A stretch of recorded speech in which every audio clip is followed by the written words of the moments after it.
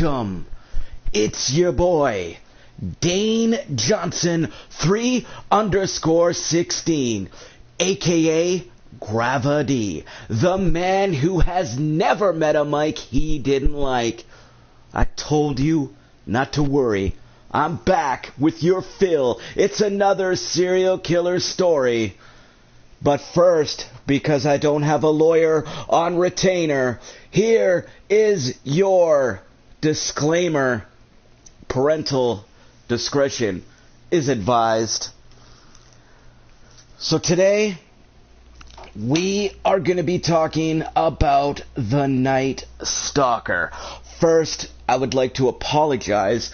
Normally, I do these at night, but I have had a little bit of a busy schedule lately, and I haven't been able to record the last few episodes that I've wanted to do. So, we're back at it, and we're back with the Night Stalker. It's your worst nightmare. From the darkest corner of your bedroom, a gaunt face suddenly looms over you. You're pulled violently from your bed, and a terrifying voice screams, "Swear to Satan!" But this is no dream. This is real. During a 2-year rampage, a sadistic serial killer entered the homes of families from El Paso to San Francisco. He raped, mutilated, and tortured his unfortunate victims in one of the most vicious crime sprees in California history. This is the horrifying account of his bloody journey, of the strange coincidence that led to his arrest, and of the sensational trial where the Night Stalker's eerie sexual magnetism resulted in women actually demonstrating what had happened to him. Filled with accounts of Satanism, cult worship, and the killer's twisted obsession with heavy metal rock music, the Night Stalker is sure to shake you to the core. Of course, I'm reading True Crime Library's own Night Stalker, the shocking true story of Richard Ramirez, the serial killer whose murder spree terrorized Los Angeles. This book is by Clifford L. Lindecker. What a great name that is. So, we're going to get in to Richard Ramirez here. Richard Ramirez, born February 29th, 1960, making him a Pisces. Also making him a leap year baby, if you didn't know that. So, 1 in 1,461 people are actually born on a leap day. You know, I thought it was going to be a little rarer than that. Turns out that there's probably a lot of leap year babies out there. So, the Night Stalker. The walk-in killer, the Valley Intruder. His characteristics included robbery, rape, and mutilation. Number of victims range from anywhere from 13 to 16. Gonna take a brief pause here for a second. I'm not sure if it gets into this in this actual summary here. So I'm gonna take a little time out here, a little bit of a chill pill, and talk about what I know about Richard Ramirez. So, when I first got into the whole serial killer craze, I don't know what it was. I don't know what you guys had in your libraries growing up, but when I was in elementary, there was actually like a serial killer book section. There was all sorts of like unknown, like ghosts, Bigfoot, other cryptids, the Loch Ness Monster. I was really big into the mysterious, the strange, the dark side of the library, as one might call it. So again, I'm not sure if it gets into this in the book, but I do know Richard Ramirez has many victims, many children. He's actually a pedophile as well, and he would take these little girls from their homes. He would rape, sexually assault these little kids, and he would leave them. So this is a guy who didn't kill everybody. Like, this is a guy who actually, if you go back, there's a Netflix documentary as well. If I should have watched that for like a little bit of a brief reminder of what happened.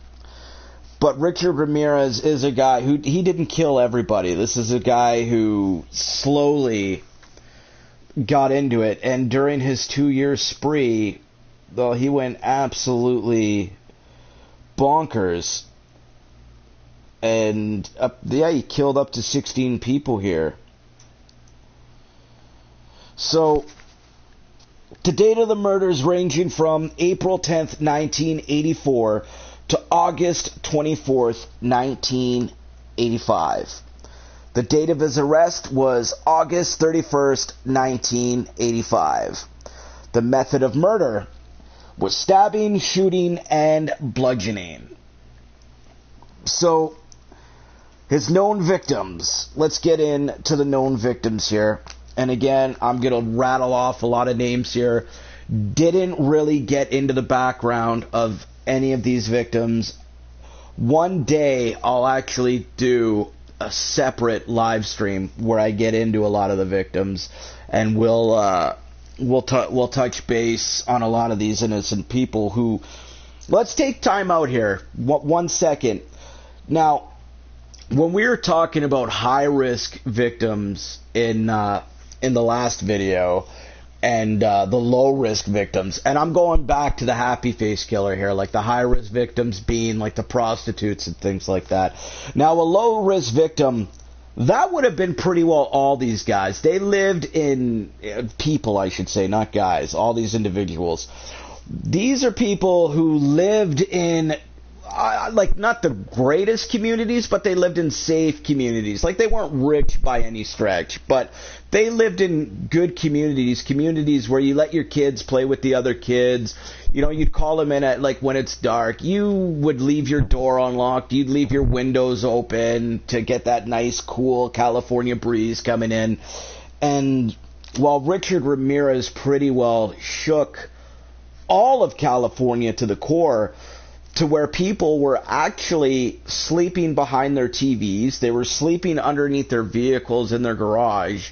Can you imagine that? Like, it's not comical, but I do, think a little bit. I could just imagine Richard Ramirez, like, sneaking into a house and hearing snoring come from behind a TV. Like, I wonder if he ever encountered anything like that. But back into the known victims, we have Jenny Winco, who was 79, Dale Ocasio, 34, Veronica Lan Yu, 30, Vincent Zazara, 64, and his wife Maxine, who was 44. Good on you, buddy.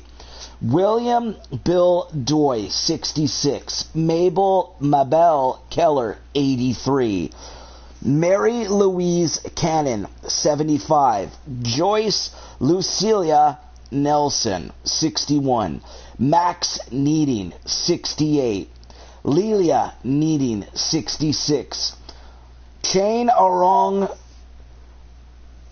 Kovanath, 32, Ilyas Abawath, 35. And I just realized I am going to start going through these names before I rattle them off, because it seems the serial killers are playing a cruel joke on me when it comes to some of the names of their victims and me not being able to pronounce them correctly.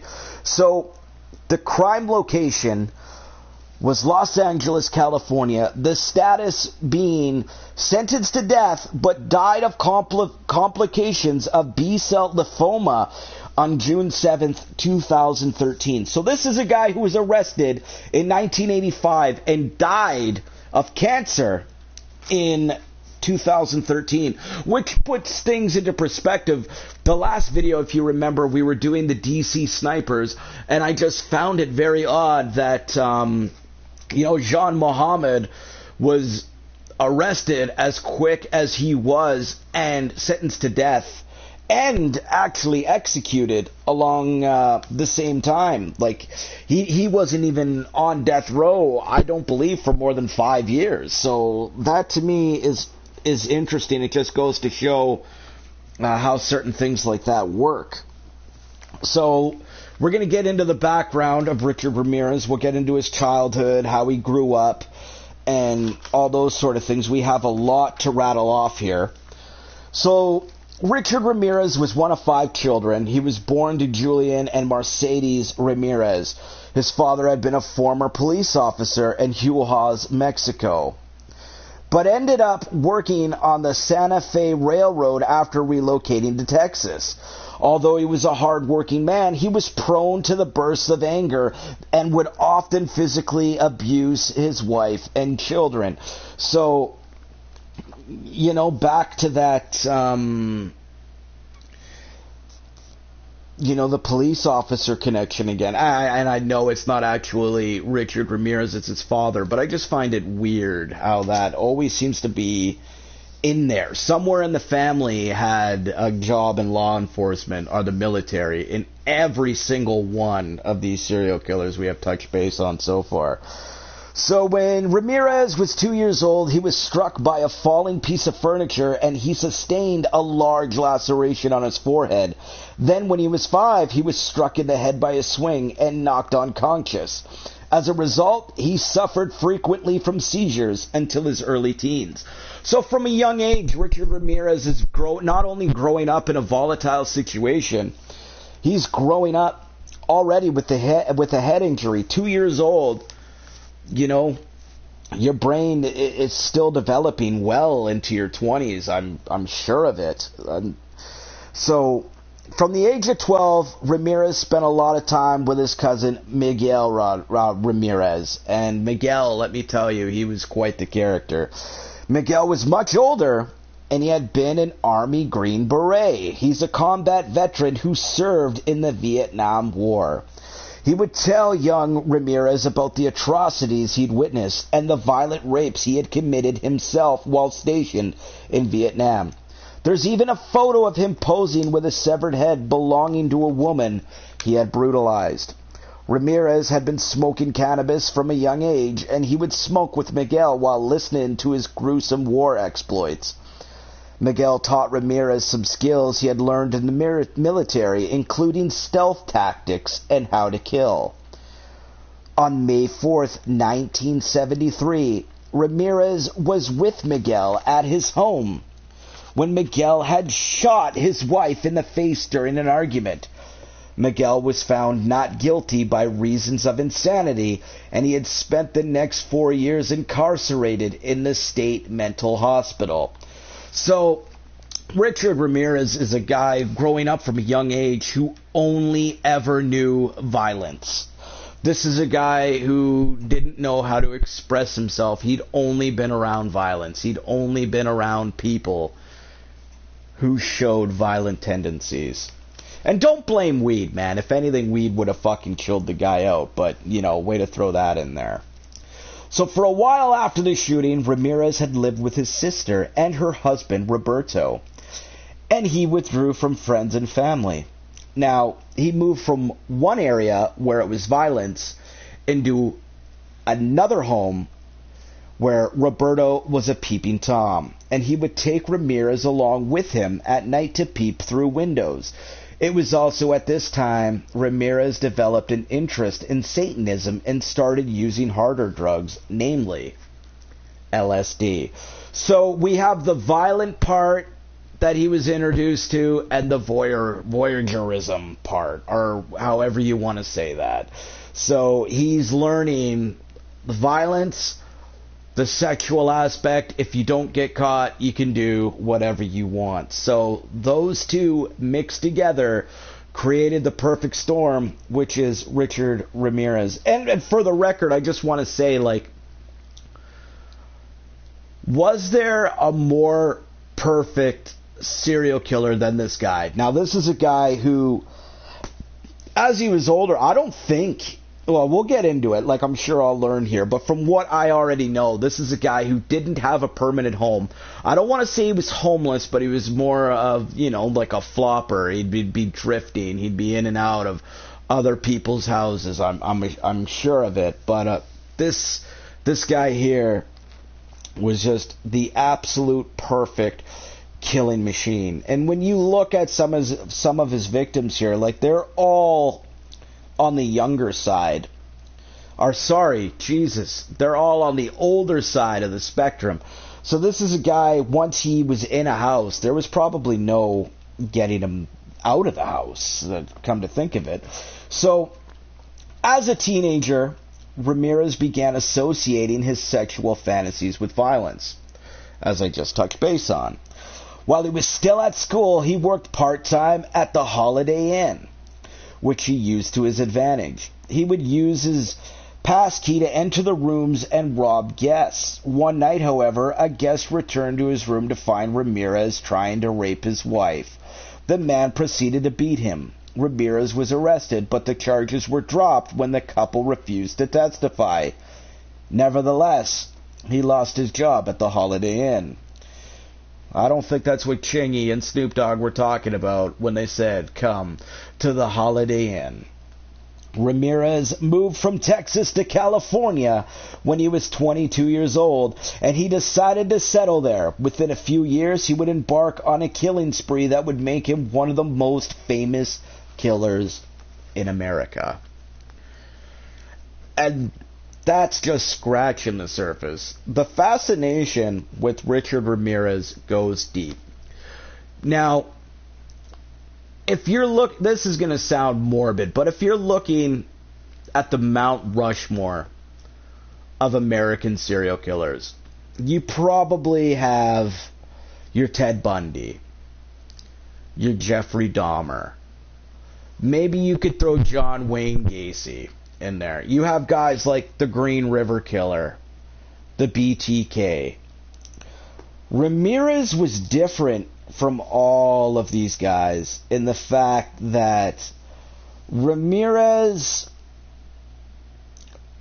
I don't think Ramirez, or I shouldn't say I don't think, I know Ramirez didn't stalk his victims. They call him the Night Stalker, but Richard Ramirez was the type of guy where he would go to a house, open the window, and be like, here we go. I'm not saying when he was walking he didn't follow a couple people and be like, yo, here we go. But he was an opportunistic killer.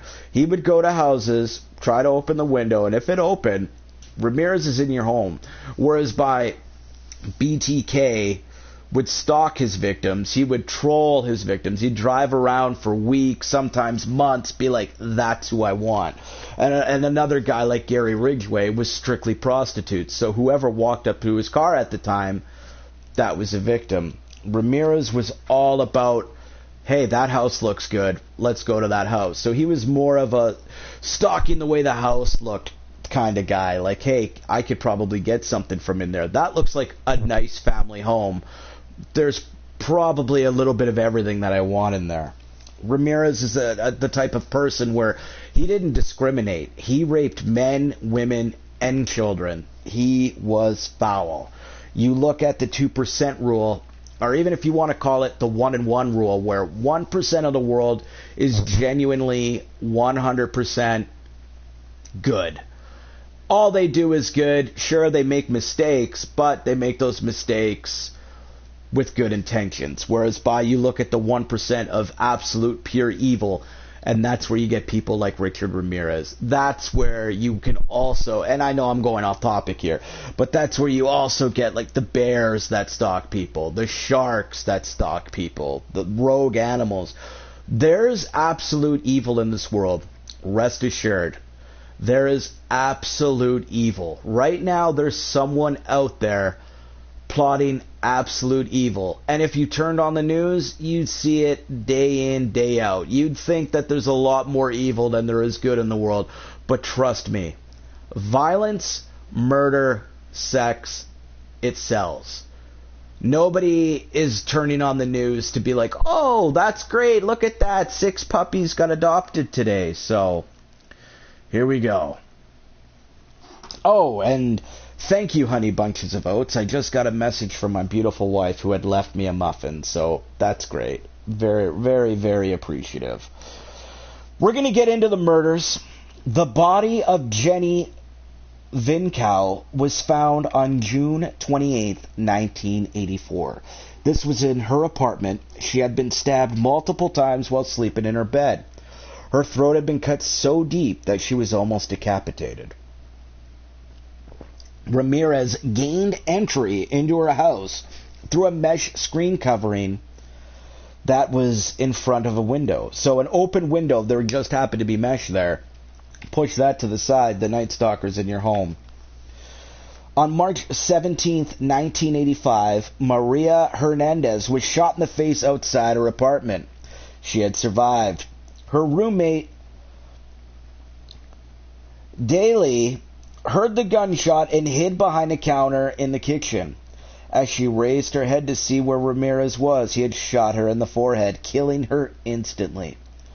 Shortly afterward, he came across Sai Lan Yu in her car at Montgomery Park. He pulled her out of the car and he shot her twice. Ramirez broke into a home in Whittier on March 27th, 1985, where he had killed Vincent Zazara in his bed. When his wife Maxine woke, Ramirez beat and bound her. He demanded to know where their valuables were kept. While he searched the room, Maxine had managed to free herself, and she pulled a shotgun from up under the bed. Unfortunately, it wasn't loaded. Ramirez, now enraged, shot her 3 times, then mutilated her body with multiple stab wounds. He had gouged out her eyes and put them in a jewelry box he took with him. Now that is completely fucked up. People, you have weapons in your house to protect yourself and it's not fucking loaded? You pull out a shotgun and you point it at the face of a serial killer and it's not loaded. That boggles my fucking mind. That actually upset me reading that. So not only was this woman's husband murdered before she was murdered, she had that sense of, okay, I'm going to free myself, fought for her life, went under the bed. The shotgun isn't loaded. Holy shit, that's crazy. That actually pisses me off, man. Huh. Bill Doy and his wife Lillian were surprised by Ramirez in their home on May 14th, 1985. He shot Bill in the face and then beat him until he was unconscious. He then bound Lillian and raped her before searching the house for valuables. Bill lived long enough to get to the hospital, but eventually died due to his injuries. Ramirez, driving a stolen vehicle, entered the home of Mabel Ma Bell. Jesus. It was the home of Bell and her sister Florence Lang. On the night of May 29th, using a hammer he had found in the kitchen, he bound Land and bludgeoned her. He then bound and bludgeoned Bell and gave her electric shocks using an electrical cord. Ramirez raped Lang and drew a pentagram on her thigh and on the bedroom walls with lipstick. The women weren't found for 2 days. Although still alive, Bell later died from her injuries. So 2 people were alive for 2 days in their house, absolutely mutilated. And because they weren't found in time, one of them had died. Dude, Richard Ramirez is just a fucking crazy bastard, man. So on July 2nd, 1985, Ramirez quietly entered the home of Mary Louise Cannon. She was asleep in her bed when he bludgeoned her with a lamp until she fell unconscious. He then stabbed her using one of her own kitchen knives. So that's something I want to actually stop right there for a second. Normally, when you're a killer, you are bringing a weapon into the house. Richard Ramirez seemed to have, he had a gun with him, but he didn't seem to use it. He seemed to only use that gun as a way to so I'm wondering if this is actually the empty shotgun effect right here. Did Ramirez even have bullets in his gun? I'm wondering if we're going to get into that. I will look into that. And if I don't find it during our time here, we're going to get back to it. Because I feel like after every 10 or so of these, I'm going to do a special episode where I get back and I'm going to hit some facts that I missed to try to tie everything together. Because, of course, I'm doing these live. I'm doing these strictly for my own educational value. And if anybody else, tags along and likes what they hear or is interested in what they hear, because you shouldn't like this kind of shit, so be it. So, 5 days later, Joyce Lucille Nelson was beaten to death in her home while sleeping on the living room couch. Kicking in her head, he had left a clear shoe print from his sneaker on her face. I was wondering if they were going to actually touch on the sneaker. I was going to get into that later, because it's absolutely mind-boggling to me that the police had this sort of evidence, and a reporter who had actually heard about this gave it away, like actually printed it in a news story that they were looking for someone who was wearing a unique shoe, where there was actually only 2 of these shoes in all of California. Like, that's how rare they were. So, the name of the shoe was an Avia shoe. And this is something that helped link Ramirez to 8 of the murders. And so Ramirez actually, like a lot of the serial killers, we talked about it in the last DC Sniper video, where these two, Jean Mohammed and Malvo, were actually inside a steakhouse with the news on. Malvo walking up to the TV, turning it on, because they wanted to hear how, they were being portrayed in the media. So when Ramirez heard about this shoe, the first thing he did was he took those shoes off and he whipped them into the ocean, or into a lake, into a river. He got rid of those shoes. They never found the shoes. Ever. He did admit to having them, though. So, Ramirez had bought a machete on July 20th, 1985, and had stolen a car... had drove a stolen car to Glendale. Entering the home of Layla and Maxon Needing, he burst into their bedroom. He hacked at both of them with the machete before he shot each of them in the head. After they died, he inflicted further wounds to their bodies with a machete. Hours later, he had killed Chainarong Hamafith. Man, some of these names are fucking brutal and make me sound so stupid. In his home by shooting him in the head. I just realized about 2 or 3 minutes ago I talked about him not having bullets in his gun, and now I look even more uneducated because I remember reading about 6 of the murders just before I stated that, where he had shot people in the head. So I'm sorry. I'm used to doing these at night, and I also read a little bit more into them, but I did know a lot about the Night Stalker, so I kind of wanted to go about this a little improv-like. So Ramirez raped his wife, Somkid, multiple times, sodomized her, and beat her. Their young son was bound as Ramirez dragged Somkid around and told her to show him where the valuables were kept. As he attacked her, he forced her to swear to Satan. The next victims were Elias and his wife, Sakina. And this was on August 8th, 1985. Ramirez entered their home and made his way to the bedroom. He had shot Elias in the head, killing him instantly. Sakina was handcuffed, beaten, and forced to show him where the jewelry was. Ramirez sodomized and raped her and forced her to also swear to Satan. Her young son entered the room, so Ramirez tied him up. As soon as Ramirez left, Sakina untied her son and went to the neighbors for help. The last known murder committed by Ramirez was on August 18th.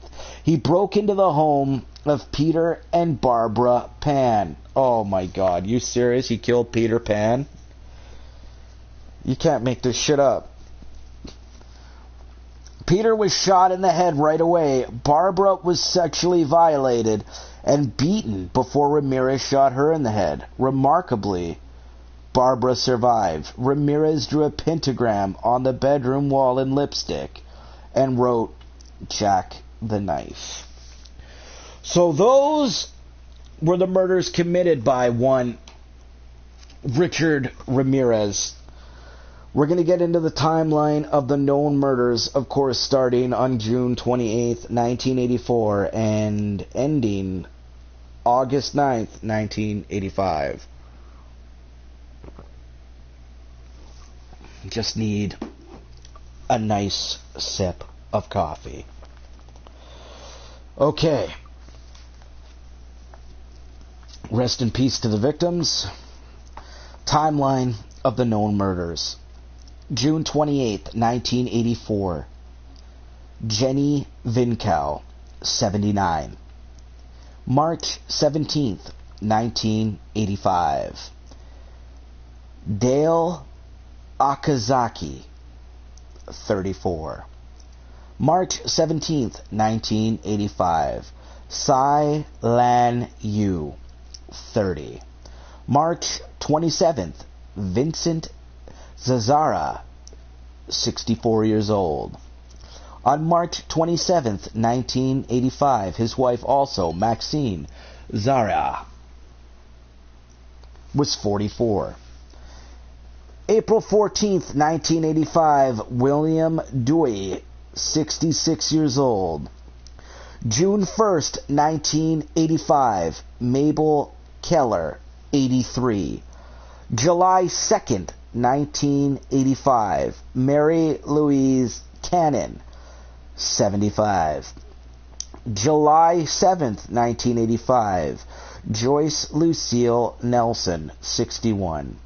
July 20th, 1985, Max Needling, 68.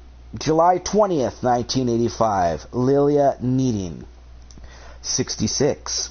July 20th, 1985, Chainarong Kavanath, 62.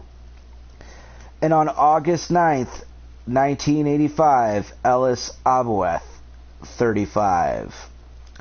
So that's the timeline of the murders, and of course that doesn't list that Peter Pan went to Neverland and was killed by Richard Ramirez as well on August 18th. I can't believe he killed a guy named Peter Pan. That's fucked up.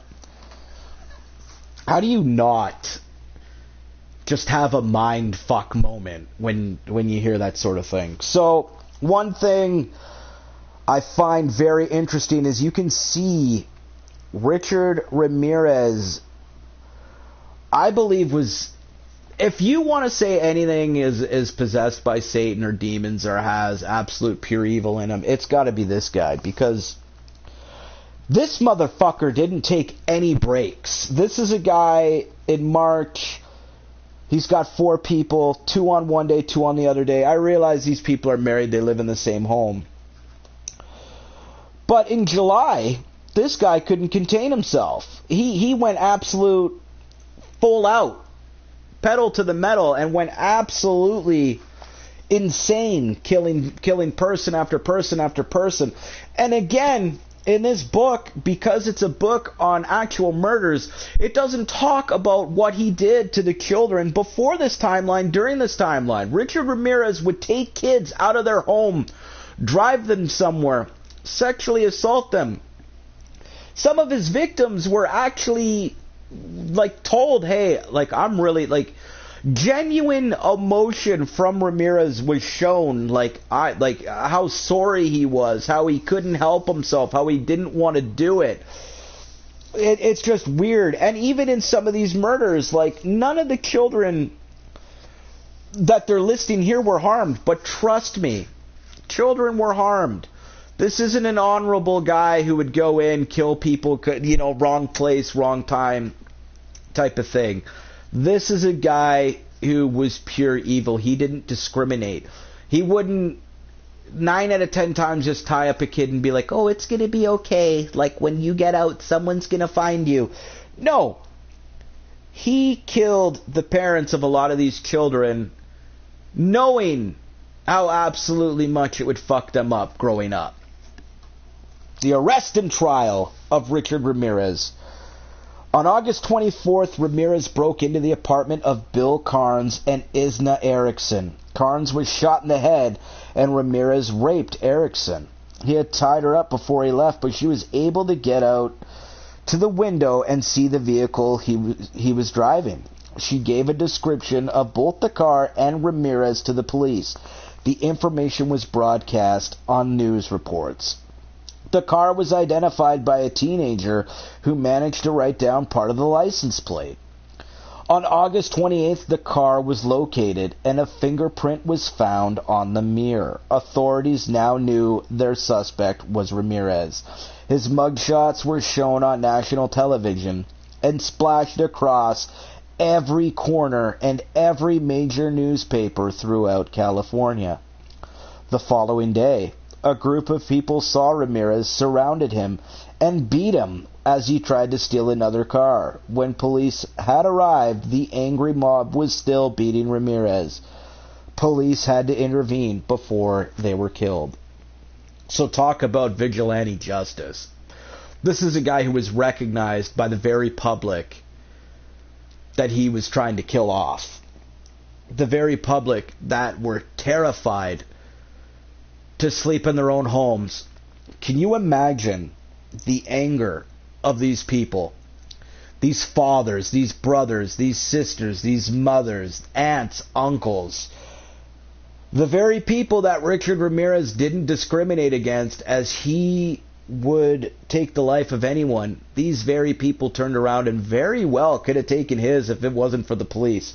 I've seen video footage of the aftermath of this, not actually what was happening. Actually, let's take a step back. If this were happening today, can you imagine the TikToks, the YouTubes, the Facebook live videos of a Richard Ramirez beating in public?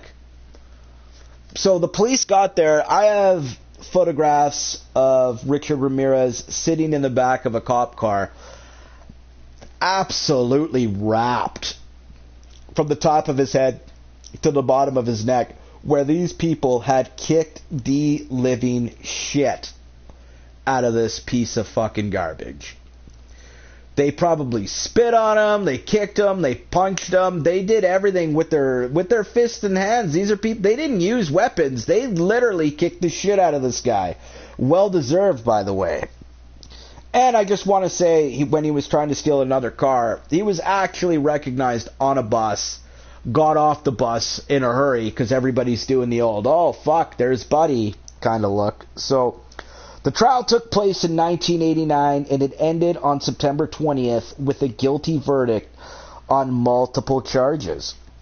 These included 13 counts of murder, 5 attempted murders, 14 burglaries, and 11 sexual assaults. On November 7th, 1989, Richard Ramirez, the Night Stalker, was sentenced to death.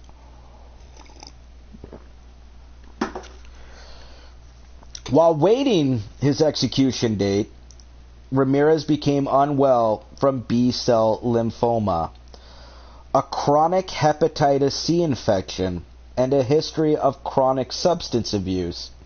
His health deteriorated further,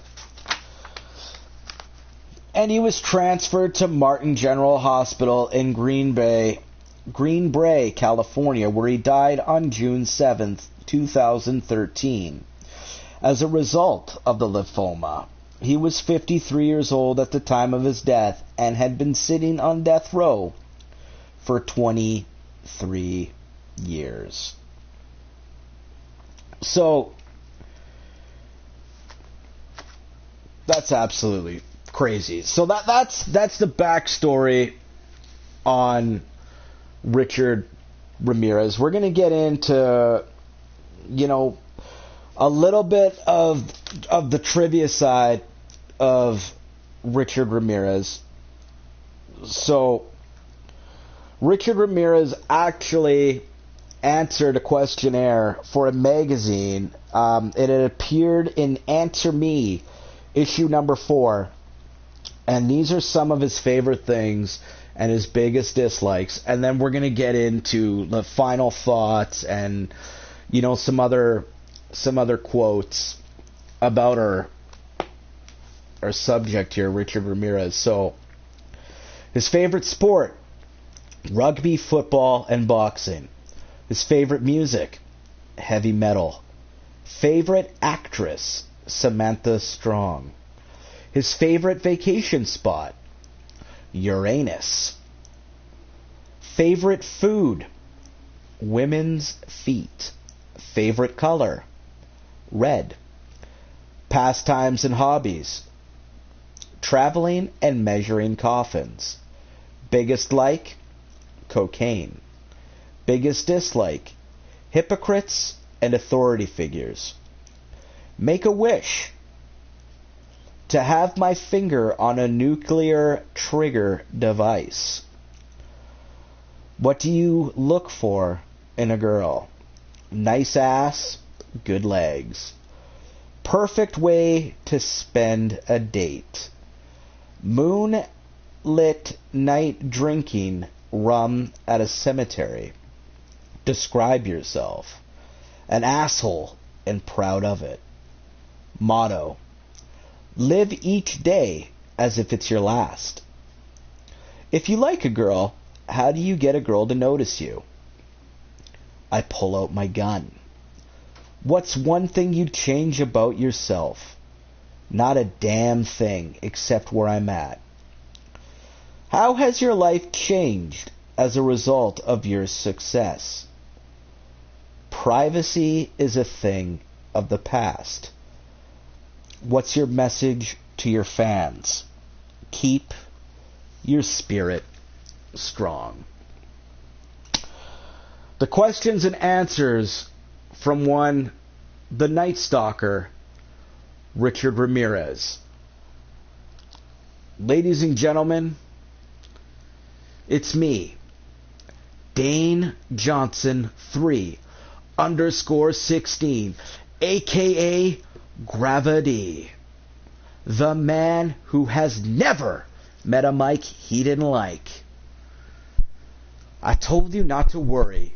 I'm always going to be back with another serial killer story. We're going to have to get into some final thoughts a little bit later. I said after I do 10 of these, I'll come back and I'll hit you guys with some raw emotion, some raw facts on how I'm actually feeling about this. We're going to get into another killer later tonight. I want to thank you for tuning in. Stay safe, everyone.